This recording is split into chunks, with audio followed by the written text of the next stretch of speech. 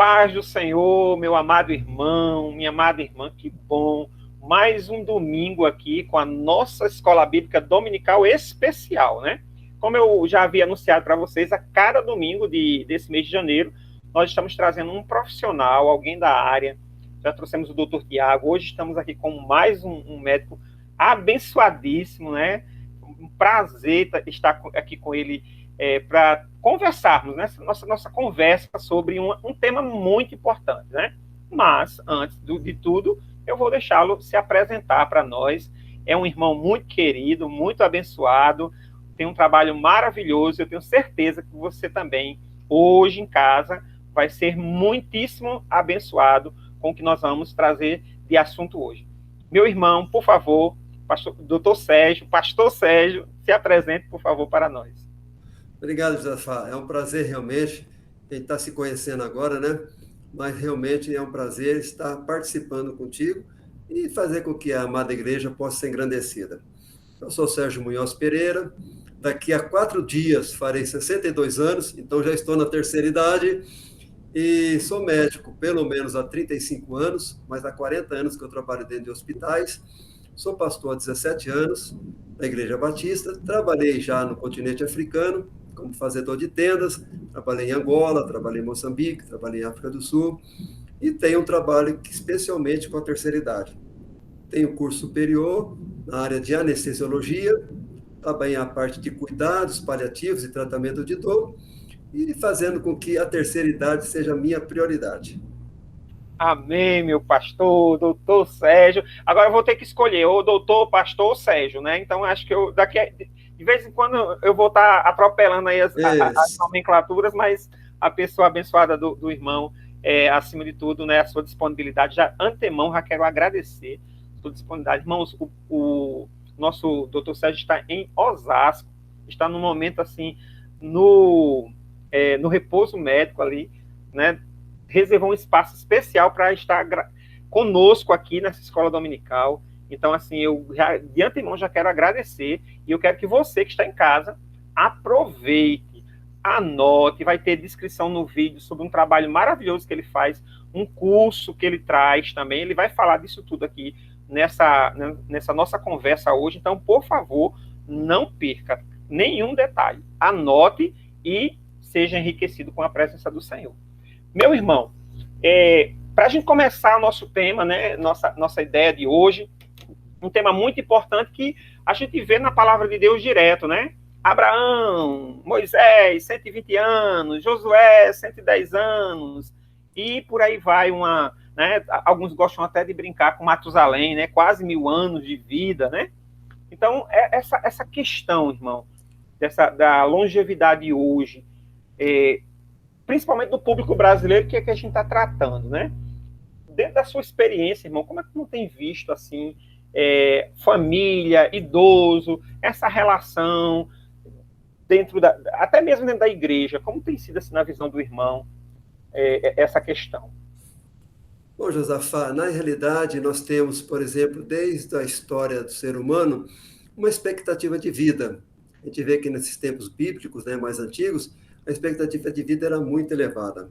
Mas você tem uma ideia, na época de Jesus, era em média 21 a 25 anos a expectativa de vida. Então, Jesus, com 33 anos, já não era tão novinho como nós pensávamos. Já até superou a sua época, né? Superou a sua época. Por isso que um ancião, um idoso ali, era respeitadíssimo. Tanto é verdade que, após alguns anos, foi aumentando essa expectativa de vida. Mas para você ter uma ideia, em 2004, quando eu trabalhei em Angola, em Moçambique, 2004, após quase 30 anos de guerra, a expectativa de vida era 41 anos. Ou seja, era guerra, a parte de alimentação, parte de prevenção que não existia, medicamento praticamente nem se pensar, era mais fitoterápico, ou seja, as plantas. Mas na década de 40 no Brasil era 45 anos. E hoje, 2020, 2021, alguns estados do Brasil, por exemplo, como Maranhão, Piauí, está situado em 70 anos. Santa Catarina, um pedaço do Rio Grande do Sul, quase 80 anos. Mas a média é 75 anos. Tudo isso foi possível, Josafá, claro, com o processo de tecnologia. Antigamente, por exemplo, quando eu era menino, no interior de São Paulo, não havia água encanada, não havia creme dental, mal tinha uma escova de dente, a vacinação nem existia, os postos de saúde, medicamentos nem se pensar, e a alimentação era arroz, feijão, a galinha ali do quintal, nem se pensar em alface, frutas que tinha basicamente eram aquelas do dia a dia mesmo, mamão, abacate, banana, que Ou tinha então ali. naquela realidade, doutor Sérgio, quando as pessoas adoeciam, né? Na minha casa era assim. Se a gente adoecia, minha mãe comprava um refrigerante, né? Aí comprava uma comida diferente, né? Porque você precisava comer alguma coisa diferente. Uma maçã, né? É, Eu sou só da a época maçã. assim, adoecia e comia maçã com uva. Era interessante. Uva, isso, aqui também, no estado de São Paulo, maçã e uva. Realmente eu tinha muito bem dessa ideia. Mas me diga uma coisa. A questão principal assim que me veio assim na cabeça agora a sociedade está preparada para esse envelhecimento?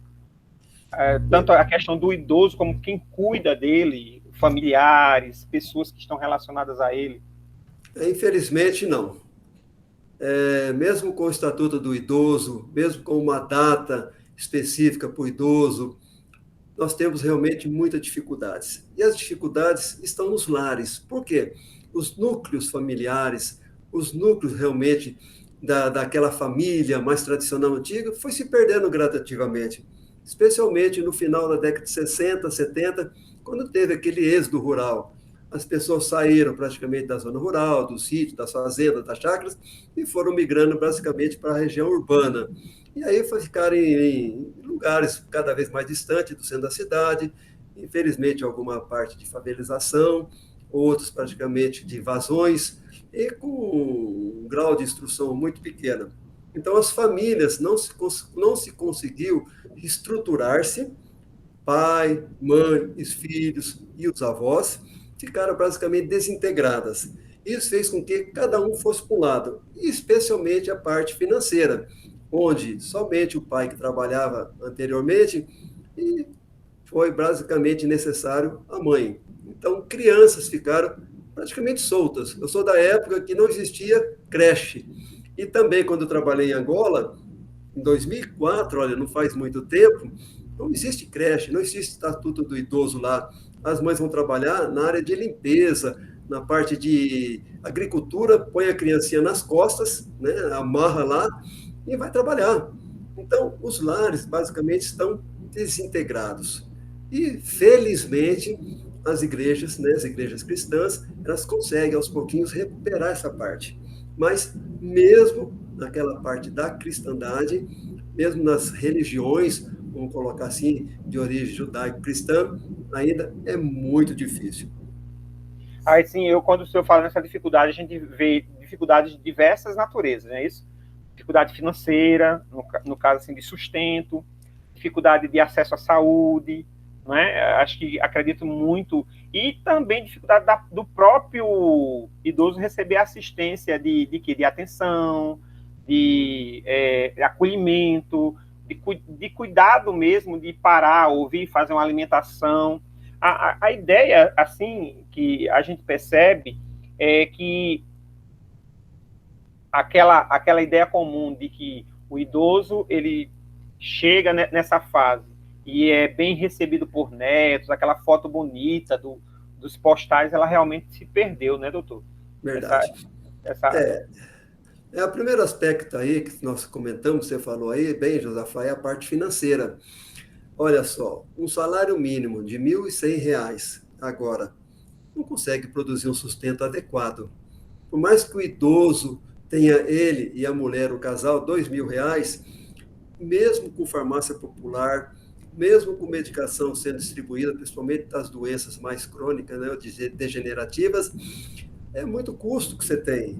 Então, por exemplo, uma alimentação adequada para o idoso tem que ser basicamente bastante proteína, tem que ser os cereais, tem que ter as frutas, os legumes, e a maioria das casas, infelizmente, não consome nem carne, nem de boi, nem de galinha, né? E nem de porco, ou nem de cabrito, ou carneiro, alguma coisa assim, e consome basicamente arroz e feijão. Então, a primeira dificuldade na interação é o idoso ter o sustento dele, porque os dois, o casal, por exemplo, sai para trabalhar. Também tem a parte do próprio casal ou da família do núcleo ali ficar presente. Então, chega de manhã, sai de tarde, sai de noite, muitas vezes para trabalhar no plantão, e ele fica sozinho. Ele fica praticamente sem ninguém ali. Pode ter a sua alimentação, pode ter sua moradia, mas não tem justamente a companhia. Aí a gente entra naqueles dois extremos, né? Ou na sociedade brasileira. Ou a gente tem aquela família que tem a condição financeira. Aí, não, mas eu coloquei um cuidador. Não, mas tem uma pessoa, uma enfermeira. Ou então aquele outro extremo, do idoso que realmente fica sozinho porque não tem ninguém que olhe, que veja, que cuide, se levar um tombo, uma queda, né, passar mal ali, não tem ninguém que acompanhe, alguém que vê. Então, realmente a gente tem esses dois extremos, né? Isso na sociedade brasileira, né? É verdade. E na realidade, Zafá, o cuidador está cuidando. Na realidade, a responsabilidade, inclusive no projeto que eu chamo, né, Cuidar dos Pais em Casa, eu chamo a atenção, faço praticamente um alerta para que filhos, sobrinhos, netos, noras e genros comecem a ter uma organização do seu dia a dia para poder ficar mais tempo com o seu idoso. Se ele mora junto com o casal, melhor ainda. Se ele mora na sua casa, separado, mesmo distante, pode ser possível. Então, a primeira parte que você tem que fazer do casal é se organizar.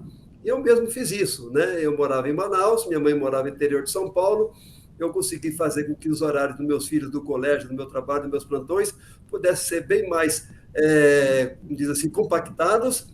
E com isso eu tinha um tempo para ligar para minha mãe, para poder escrever para ela, para poder ficar viajando vez ou outra, mesmo a distância sendo grande.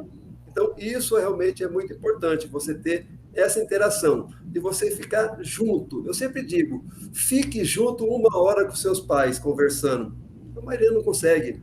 A maioria fala, o que eu vou conversar? E muitas vezes os pais mais antigos, Jafar, são pais que não fizeram assim cursos. Minha mãe, por exemplo, tem curso primário. Tentou fazer um supletivo, mas não foi muito para frente. Mas consegue falar, consegue escrever, começa a ter, mas boa parte são analfabetos ou semi-alfabetizados. E outra coisa, o que eu fiz também? Eu morava em João Pessoa, morei quase 8 anos, minha mulher é paraibana, é da região de Picuí, lá na região do Curimataú, e eu tive que deixar todas as coisas de João Pessoa e voltar para o interior da cidade de Presidente Prudente. Por quê? Porque morreu meu pai, morreu minha irmã, ficou eu e minha mãe. A mãe já com 80 anos, e eu tive que fazer o quê? Uma assistência mais próxima dessa. E muitos filhos não conseguem fazer isso, deixa cuidadores. O cuidador é para cuidar, não é realmente para conversar sobre o presente, sobre o passado e As sobre histórias que o eles futuro. têm, porque assim, se um filho ou um parente chega, eu não tenho que conversar com meu pai, com minha mãe, com meu idoso. Mas presta atenção, vocês têm uma história. Quando meu pai tem 75 anos. Então, assim, ele mora aqui pertinho, né? Ele escolheu morar perto, e a gente sempre vai lá e a gente conversa sobre o quê? Sobre as coisas que a gente está acostumado. As coisas que eu passo um dia com ele, a gente conversa a manhã inteira. Por quê? Porque a gente vai resgatar o quê? Lembranças. Eu não vou conversar com ele sobre língua portuguesa.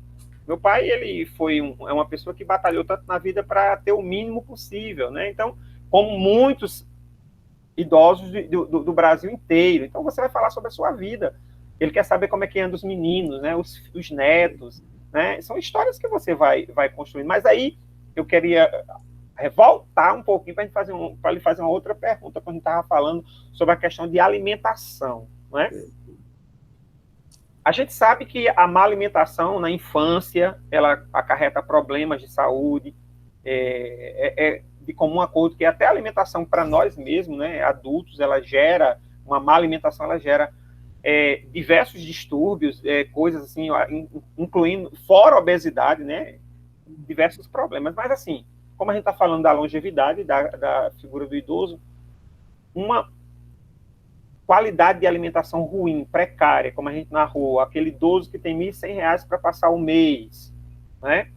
Que tipos de problemas ele pode estar sujeito? Aí a outra pergunta para o senhor também já engatar e fazer uma resposta já só. Aí eu tenho aquela outra realidade. E aquele idoso que tem tudo o que tem para comer, mas existe um problema emocional e ele realmente ele tem a alimentação adequada, o familiar paga e tal, não deixa faltar nada, mas falta a presença. Interessante. Tipo, Então, ele pode ter também. interessante a pergunta, Josafá. Eu posso entrar num aspecto interessante, que são as alterações do processo de envelhecimento. E, inclusive, eu abordo no próprio curso, né, as alterações desde a cabeça, passando pelo pescoço, entrando no tórax, abdômen, nos membros, na região dorsal. Olha só, na cabeça, quando o processo de envelhecimento vai acontecendo, o que a gente começa a ver? A pessoa começa a ficar com os cabelos brancos, como o meu já estão, começa a pegar perda de cabelo, começa a ficar careca, começa a ter dificuldade na visão, além da presbiopia, começa a ter sua catarata, pode ter um glaucoma, começa a ter dificuldade na sua audição, então começa a... Como é que é? O que você falou? Fala mais alto. E chegando na parte da boca, né, que é a parte da alimentação, começa a ter alterações, especialmente nos dentes. Antigamente o Brasil era um país desdentado. Eu lembro quando era menino, como eu acordei, né, não tinha água tratada, não tinha escova, não tinha creme dental, não tinha boa alimentação, não tinha flúor na água lá. Então, nas alterações do processo de envelhecimento, dentro da boca, especialmente na língua, Josafá, são as papilas, chamada papila gustativa. Tem papila para azedo, papila para doce, para gosto, né? Para salgado. Elas começam a ser degeneradas, começam a desaparecer. Então, o azedo fica muito azedo, o amargo fica muito amargo, mas o doce fica sempre muito mais doce. Então, o que acontece? Alguns já não têm dente, ou os dentes estão frágeis, estão escuros, estão muitas vezes já com falha, mas a língua começa a ficar saborrosa, começa a ficar grossa, espessada, e ele não consegue ter um pouco desse sabor. Por isso que ele começa a entrar numa má nutrição, ou até numa desnutrição. Começa a entrar a maioria dos carboidratos, então é o doce de leite, é o doce de mamão, a jujuba, né, a bolachinha, e começa... Pode ser uma coisa doce. Doce, e começa um suco doce, e o que é pior, não escova os dentes. E às vezes ele acorda de madrugada, e pela madrugada, acordei 3, 4 horas da manhã, vou à geladeira e tomo, digamos, quando pode, um chocolatado, um Nescauzinho. Depois, quando eu acordar de manhã, eu escovo os dentes.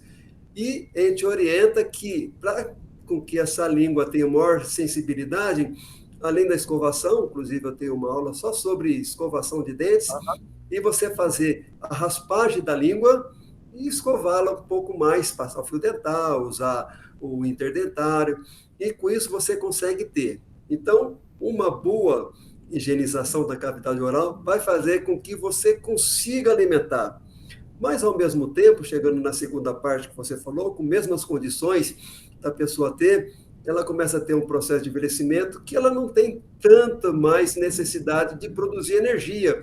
Ela não corre mais, ela não tem os horários de trabalho, ela fica mais em casa e muitas vezes vai saltar aquelas caminhadas, então não gasta tanta energia, então não precisa comer tanta coisa. Então, se não tiver alguém dentro da casa para fazer um prato bonito, colorido, especialmente com os doentes que são mais demenciais, ela realmente não vai ter esse apetite. Então, a oferta, ela é importante, a qualidade, ela é importante, mas especialmente ter alguém ali vigiando. Minha mãe mora na mesma cidade, mas quase 2 quilômetros. Eu toda semana, ou de vez em quando, estou ligando para ela, como é que foi a feira, mãe? Como é que foi o supermercado? O que a senhora comprou? Olho a lista dela, dou uma checada e vejo. E ela tem uma balancinha e vou pesando. Por exemplo, os pacientes com Alzheimer, paciente com várias sequelas de AVC, o paciente com doença de Parkinson começa a ter uma demência, a gente fala que 5% da perda corporal já é sinal para desnutrição, para desidratação e anemia. Então é muito importante o filho, sobrinho, e se tiver o cuidador ali, fazer essa vigilância, que é a vigilância do peso, mesmo indivíduo que não seja tão obeso e nem tão gordinho assim. Porque, na realidade, ele precisa ter uma alimentação balanceada, né? Que realmente atenda às necessidades de consumo de energia que o corpo dele possui, mas também existe também aquele aspecto, o aspecto emocional, né? Às vezes ele fica ali sozinho, constantemente sozinho, todas as refeições sozinho. Acredito que no seu curso o senhor realmente vai falar sobre essa questão da presença, não é isso? Isso. Também? Na presença, realmente. Os países, especialmente os países do Oriente Médio, né? Vamos colocar dois países, Israel e os árabes, de modo geral, a presença à mesa é obrigatória e fundamental. Eu tenho um colega meu que já tem quase 60 anos, ele é advogado e professor aqui em São Paulo, de língua árabe, é sírio. Ele falou, doutor Sérgio, quando eu vou lá para a Síria, papai diz, vem tomar café da manhã, vai. Papai, vem tomar um lanche à tarde, ele vai. Vem almoçar junto, vem jantar. Jamais ele vai ficar ausente da mesa. Ele vai para a televisão, computador, isso não existe. Ele senta na mesa. Então, nós tínhamos isso quando nós éramos crianças, há 40, 50 anos. Perdemos isso. E com o idoso, você tem que estar junto com ele. E sempre fazer variedade, porque a minha mãe diz, meu filho, acho que eu enjoei de tudo, que eu já comi de abobrinha, já comi de alface, já comi de arroz, desses 82 anos, aí você tem que variar, é igual uma criança, você tem que variar. Uma coisa pode ser um pouco mais, não tanto nutritiva, mas ela pode ser saborosa e produzir essa quantidade de energia. Por isso que a presença é importante. Doutor Sérgio, e no que se refere a atividades físicas mesmo, atividades lúdicas, atividades assim de grupos hoje em dia é muito comum isso, não é? Grupos de apoio, né? Grupos de terceira idade. Isso. No que se refere a essas atividades, elas vão depender da questão de saúde do indivíduo idoso, ou ela deve acontecer adaptada, independente dessas questões? Como é que o senhor vê essa parte? Assim? Olha, Josafá, isso aí é uma coisa que o brasileiro, infelizmente, ele não faz desde a época de criança. Eu me lembro bem quando eu era garoto e ia para a educação física, alguns pais diziam assim, olha, vou fazer um atestado médico para tirar meu filho da educação física. Olha, eu via isso, eu não sei se isso acontece hoje em dia mais. Mas ainda acontece. Acontece, né? Meus meninos já têm mais de 30 anos, então eu via isso, eu falava, mas como tirar da educação física? Aí você vê países como a França, como a Inglaterra, como os Estados Unidos, incentivando a parte desportiva. E, basicamente, você tinha os pais irresponsáveis tirando seus filhos da parte da educação física. E depois eu entrava depois na faculdade, ou ia trabalhar, alguma coisa assim a mais, chegava lá na fase mais adulta, o indivíduo não tinha mais, não tem mais tempo, tem a mulher, tem o filho, tem o trabalho, estou cansado, aquela coisa toda. E a gente percebe que uma caminhada de 15 minutos ou 30 minutos, mesmo que seja ao redor da sua quadra, no seu bairro, e as políticas públicas hoje em dia, praticamente nas praças, você tem um balanço, você tem uma gangorra, você tem alguma coisa de pedalinho que você possa exercitar.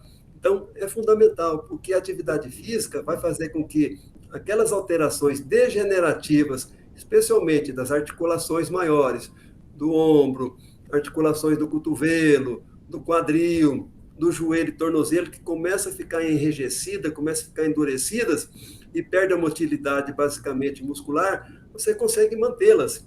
A gente vê, por exemplo, eu sempre vejo o Abílio Diniz, tem mais de 80 anos, é um indivíduo empresariado, rico, mas ele falou assim, eu comecei a envelhecer com 20 anos, por quê? Me preparei para quando tivesse 80 anos, faço minha atividade física e outros, muitos empreendedores. Aí eu estou na pergunta que eu ia fazer em seguida.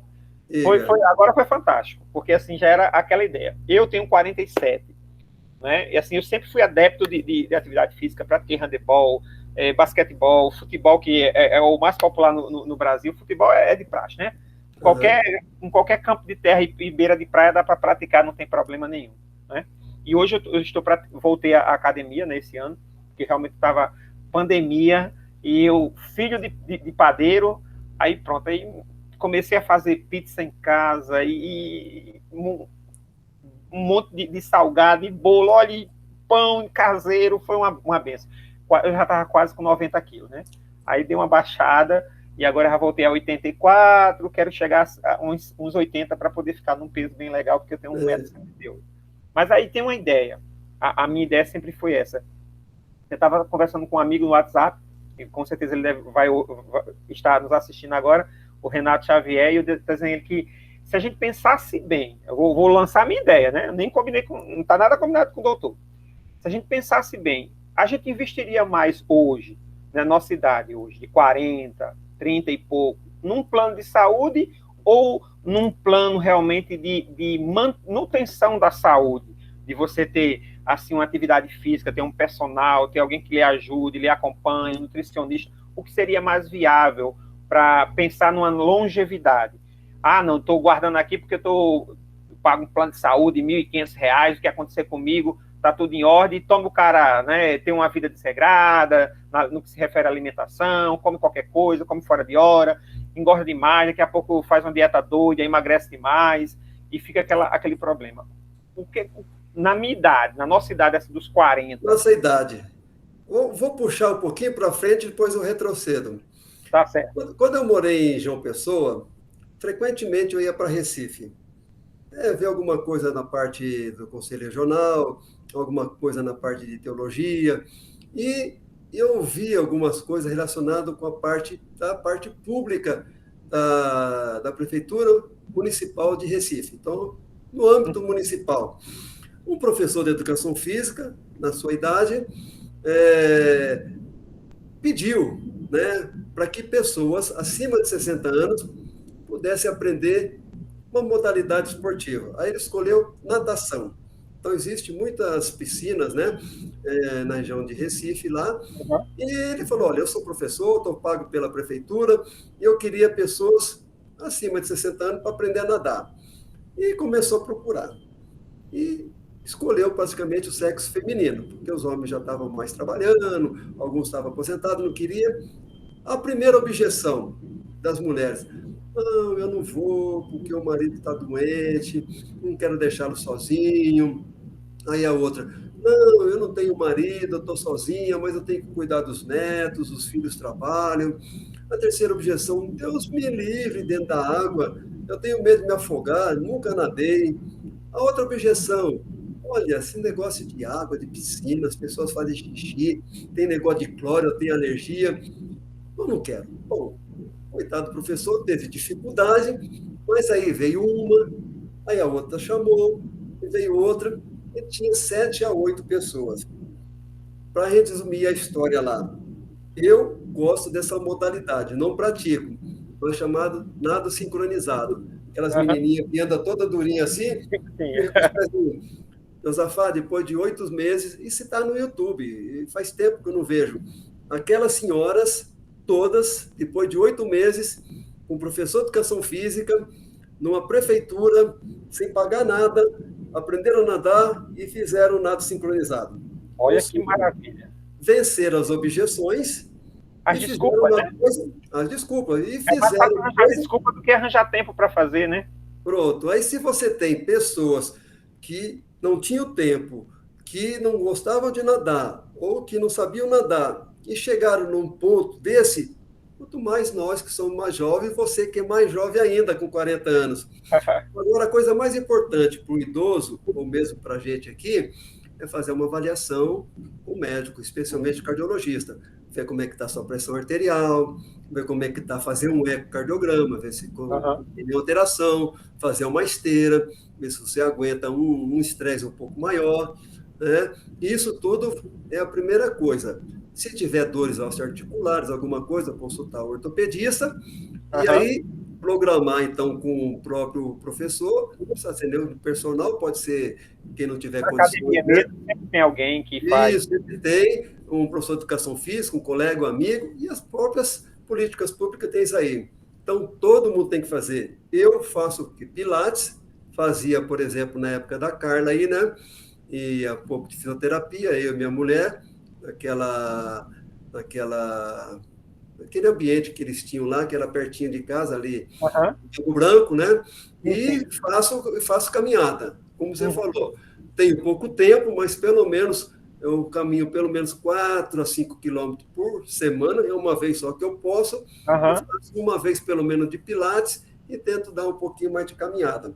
Então, é porque aí já num patamarzinho de pelo menos 2 ou 3 vezes por semana de atividade física, não é isso, doutor? Que é o recomendado também. A gente começa devagar e aos pouquinhos você vai realmente aumentando a sua intensidade. Agora, não há desculpa, né? A não ser que a pessoa seja acamada, a ser que a pessoa Aham, tem... Mesmo os indivíduos que são amputados, eles conseguem fazer coisas que a gente quase nem imagina, é consegue verdade. correr, consegue nadar, consegue jogar pesos. Então, precisa o quê? Precisa uma orientação na parte da igreja, que é importante. A igreja tem esse Aham, papel social, tem esse papel de educação, esse papel de incentivador, tem esse papel de colocar realmente a importância do corpo, né? Junto com a sua é. mente. Ser bom mordomo do corpo, né? A gente precisa ser um bom Isso, mordomo. Os cristãos, eles entram numa ideia de que, Deus quer que eu seja fiel espiritualmente. Não, mas ele quer que você seja fiel em tudo, inclusive no seu cuidado com o seu corpo, né? Então, correto. meu corpo, a gente tem que se preparar. Por isso que eu perguntei ao doutor Sérgio justamente essa questão. Porque, na realidade, uma boa longevidade, assim, claro, existem circunstâncias que não estão diretamente atreladas, o doutor pode falar melhor disso do que eu, diretamente, existem questões, de repente, congênitas ou alguma outra coisa que Claro, realmente levam a AVC, uma predisposição a uma doença mais problemática, mas, no geral, quando você tem uma boa preparação, você tem que se preparar. Não, é você já tá, verdade. não é isso, doutor? Você já está na terceira Correto. idade, tem que seguir É. recomendação. E quem não está, que está chegando perto lá, viu, pastor Veloso? Vamos lá, pastor Veloso, baixar um pouquinho dessa barriga. Tem que E também se antigamente, e só complementando antigamente, Josafá, as igrejas não ficavam nas cidades, ficavam nos bairros, especialmente as igrejas evangélicas. As igrejas católico-romanas sempre escolheram o centro da cidade, os lugares mais valorizados, vamos colocar. Mas as igrejas evangélicas sempre pegaram periferia, né, lugares distantes. Eu lembro que a Assembleia de Deus tinha lugares bem distantes, a Igreja Batista também distantes. E o tempo foram concentrando, e boa parte das igrejas hoje estão distribuídas, tanto na parte, como dizer, mais afastada da cidade, como mais dentro da cidade. Mas, antigamente, as igrejas mais distantes tinham um campo de futebol, tinha um lugar para você fazer corrida. aplicou desde que eu me converti, doutor Sérgio, não interrompendo, já interrompendo, Né? ela tinha um espaço de terra batida, assim, sabe? Mas pensa num lugar bom de jogar uma bola. A gente ficava Pois ali é. os sábados lá até a noite, às vezes ligava até umas lâmpadas lá para poder jogar à noite. Mas É, realmente essa questão da atividade é muito importante. é verdade. Pois, doutor, então assim, vamos lá. Para a gente chegar aqui nas nossas considerações finais, já novamente quero lhe agradecer, né? Realmente eu sei como deve ser assim sua vida é bem corrida, mas graças a Deus eu fico muito feliz por poder estar assim, conversando com o senhor, colocando para os irmãos, né, essas questões e a ideia final, assim, eu queria que o senhor fizesse uma consideração final. Família do idoso, idoso, pessoa que vai entrar nessa fase de terceira idade, recomendações gerais, assim, para que a gente possa, assim, fazer esse fechamento agora da nossa escola dominical especial de domingo. Bom, Josafá, então vamos fazer assim uma síntese, né? Na realidade, quando você tem, hoje a cada 4 ou 5 famílias tem um idoso sob a sua dependência, morando junto no mesmo lar, ou morando próximo ou não. Então, uma das coisas importantes é sobre a moradia.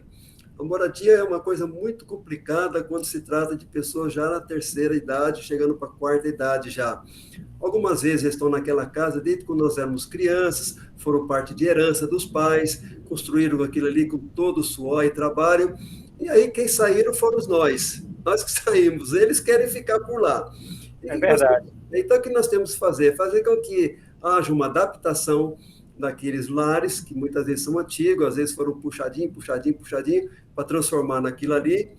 Algumas outras partes da igreja, algumas partes da casa foram colocar assim, novas construções, mas primeiro fazer com que haja uma adaptação. Se tiver Uma escada, acessibilidade, no caso. isso. Se tiver escada, coloque rampa. No banheiro, coloque apoio, coloque barra, coloque um banquinho, abaixe, por exemplo, o chuveiro.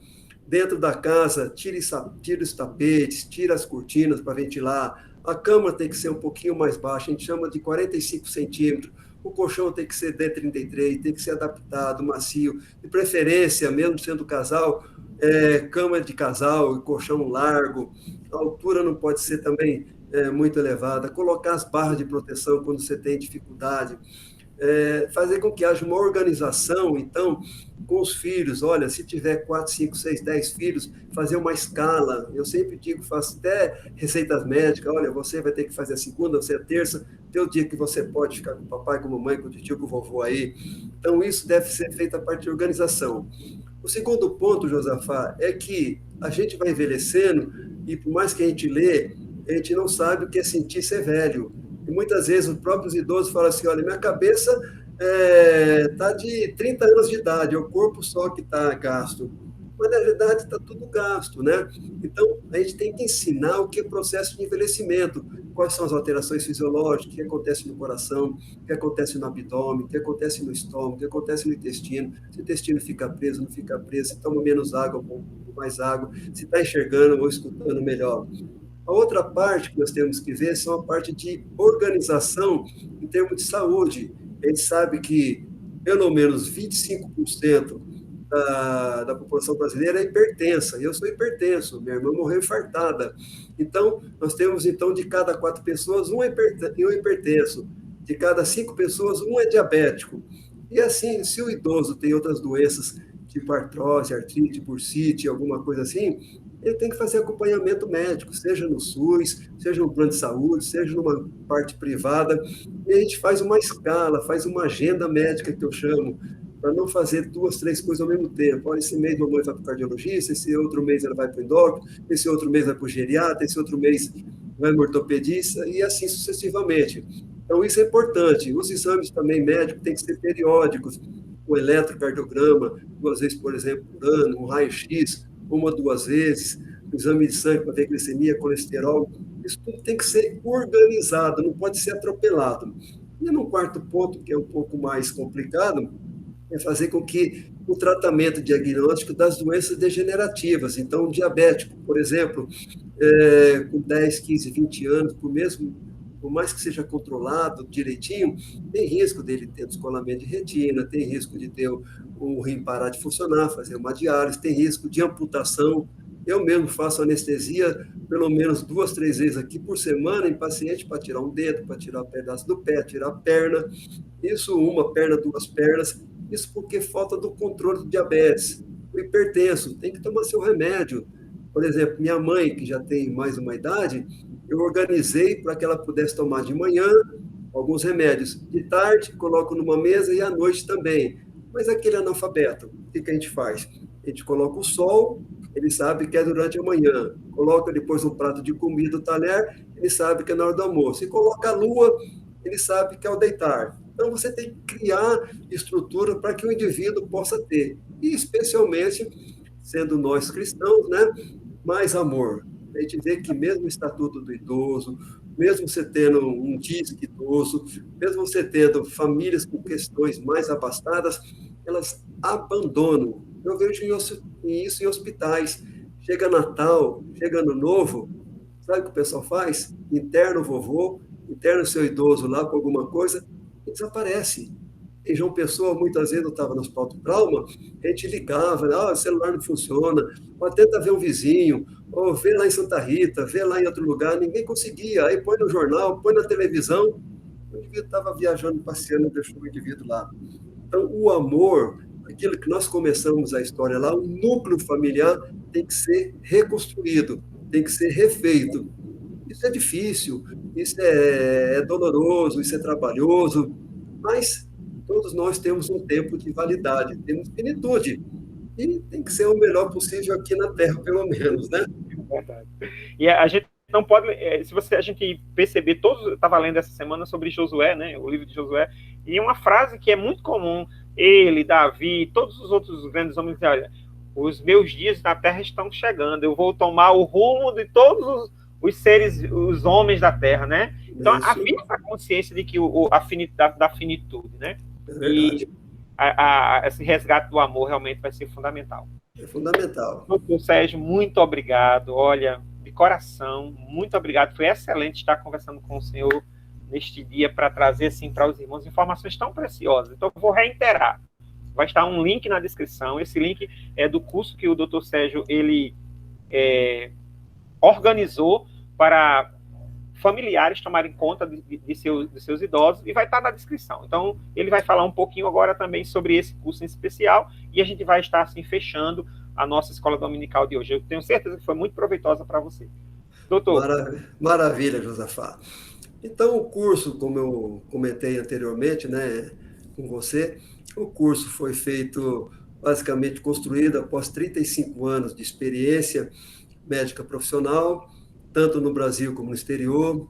Eu fui professor muitos anos aqui em uma cidade chamada Botucatu, na Unesp, e 9 anos, fui professor 12 anos na Universidade Federal do Amazonas, e trabalhei em consultórios, trabalhei em visitas domiciliares. Por exemplo, trabalhei aí na Paraíba, na cidade de Cuité, no projeto chamado Melhor em Casa, que é um projeto do Ministério da Saúde, onde tem uma equipe que eu coordenava, então médico, enfermeira, psicólogo, fisioterapeuta, nutricionista, assistente social, os técnicos de enfermagem. Nós fazíamos visitas domiciliares, especialmente daquelas pessoas que não podiam ir aos hospitais e aquelas que realmente estavam mais acamadas, doenças degenerativas, amputadas. E isso, né, como a experiência que a gente já tem, eu construí o curso, que é um curso online, dividido em 4 módulos. Cada módulo tem 10 a 12 aulas, dá mais ou menos 7 a 8 horas de aula, que eu falo desde a parte de organização, falo sobre a parte das alterações do envelhecimento, falo a parte sobre agenda médica, falo sobre moradia é interessante, algumas coisas que eu falo também sobre a parte das doenças degenerativas, sobre como conduzir no Alzheimer, na doença de Parkinson, no diabetes, são coisas mais complicadas, sobre atividade física, sobre, bom, de modo geral, como resgatar. Então, isso tudo para trazer aquele indivíduo, você, eu, que temos nossos entes queridos já acima de 60, 70, 80, 90 anos, e cuidá-los. É sempre isso. Então, nós precisamos aprender a cuidá-lo. Como é que eu vou dar um banho na mamãe, e eu que sou homem? Como é que eu vou dar um banho no papai, você que é mulher? Como é que você vai fazer com que o seu papai consiga alimentar de uma coisa que você acha que é importante, que a nutricionista falou? Então, o curso eu explico, né, sobre todas essas informações básicas, para que você possa realmente ter segurança e ser organizado. Nada de fazer para os atropelos e fazer, olha, vou passar rapidinho na casa do papai e da mamãe. Não é assim, não. Fica lá com ele 1 hora, 2 horas, você vai acostumar, te garanto isso, você vai ter tantas informações que você nem imagina. E você, aos poucos, vai percebendo se a linguagem dele, o raciocínio dele, a memória dele está realmente condizente com o processo de envelhecimento, que vai diminuindo. Você está tendo um processo de doença degenerativa. Tudo isso é um curso online que você pode assistir do seu computador, do seu tablet, do seu PC, né? Ele é adquirido pela parte do Hotmart, vai estar, como o Josafá diz aí, colocado aí, uma forma de você ser incentivado a aprender a trabalhar com a terceira idade. E você que já está como eu, já passou de 60, aprende também junto. E se tiver um cuidador, ele também vai ter essa informação. Então, quero agradecer essa parte, esse tempo que você deixou nós conversarmos, né? Nossa alegria de saber que moramos 8 anos na Paraíba. O apartamento está aí na cidade ainda, está alugado lá. O pessoal pergunta, quando é que vai voltar, doutor Sérgio? Eu falo assim, olha, querer eu quero, mas por enquanto eu não quero, porque eu quero ver a mamãe ainda viva, saudável e cuidando dela. Então, obrigado por você, obrigado pela Carla, né, nossa amizade, e estou à disposição. Com certeza, vou contactá-lo para outras situações, viu? Pode ter certeza.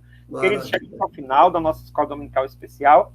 Espero que você tenha aproveitado cada orientação e, como eu falei, vai estar na descrição do vídeo, vai estar o link que, se você quiser, você pode entrar. Eu já vou lá declarando tudo, tem umas 2 aulas lá grátis, você pode ver sem nenhum problema, sem nenhum compromisso, experimenta, dá uma olhada. Eu considerei muito pertinente e muito salutar para a vida da nossa igreja e para todos nós como cristãos, né, principalmente. Então, Deus abençoe sua vida, Deus abençoe o seu dia e até a próxima semana com mais uma escola dominical especial das férias, tá bem? Deus te abençoe grandemente. Obrigado.